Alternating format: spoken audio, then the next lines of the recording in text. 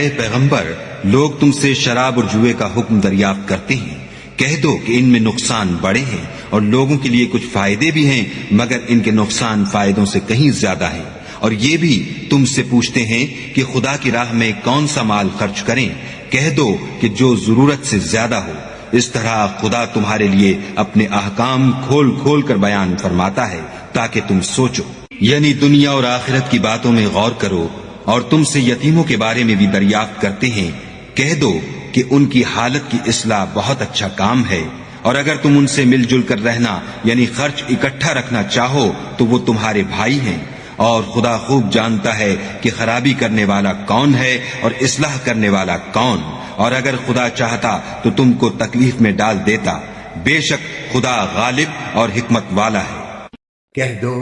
بات یہ ہے کہ اللہ ہر لحاظ سے ایک ہے، اللہ ہی ایسا ہے کہ سب اس کے محتاج ہیں، وہ کسی کا محتاج نہیں، نہ اس کی کوئی اولاد ہے اور نہ وہ کسی کی اولاد ہے، اور اس کے جوڑ کا کوئی بھی نہیں ہے۔ اللہ نے نہ تو کوئی بحیرہ مقرر کیا ہے اور نہ کوئی سائبہ اور نہ کوئی وسیلہ اور نہ کوئی حامی، لیکن کافر اللہ پر جھوٹ باندھتے ہیں اور یہ اکثر عقل سے کام نہیں لیتے۔ ابراہیم نے دعا کی کہ اے پروردگار، اس جگہ کو امن کا شہر بنا اور اس کے رہنے والوں میں سے جو اللہ پر اور روز آخر پر ایمان لائیں ان کے کھانے کو میوے عطا فرما۔ تو اللہ نے فرمایا کہ جو کافر ہوگا میں اس کو بھی کچھ مدت تک سامان زندگی دوں گا، مگر پھر اس کو عذاب دوزخ کے بھگتنے کے لیے مجبور کر دوں گا، اور وہ بری جگہ ہے۔ اور ابراہیم کے دین سے کون روگردانی کر سکتا ہے بجز اس کے جو نہایت نادان ہو، اور ہم نے ان کو دنیا میں بھی منتخب کیا تھا اور آخرت میں بھی وہ نیک لوگوں میں ہوں گے۔ شروع اللہ کا نام لے کر جو بڑا مہربان نہایت رحم والا ہے۔ یاسین، قسم ہے قرآن کی جو حکمت سے بھرا ہوا ہے۔ اے محمد صلی اللہ علیہ وآلہ وسلم، بے شک تم پیغمبروں میں سے ہو، سیدھے رستے پر ہو۔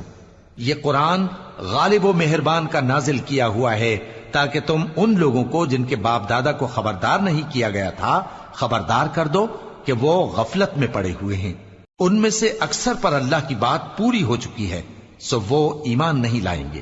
ہم نے ان کی گردنوں میں طوق ڈال رکھے ہیں اور وہ ٹھوڑیوں تک پھنسے ہوئے ہیں، تو ان کی گردنیں اکڑی ہوئی ہیں، اور ہم نے ان کے آگے بھی دیوار بنا دی اور ان کے پیچھے بھی، پھر ان پر پردہ ڈال دیا تو یہ دیکھ نہیں سکتے۔ اور تم ان کو خبردار کرو یا نہ کرو ان کے لیے برابر ہے، یہ ایمان نہیں لائیں گے۔ تم تو صرف اس شخص کو خبردار کر سکتے ہو جو اس نصیحت یعنی قرآن کی پیروی کرے اور رحمان سے غائبانہ ڈرے،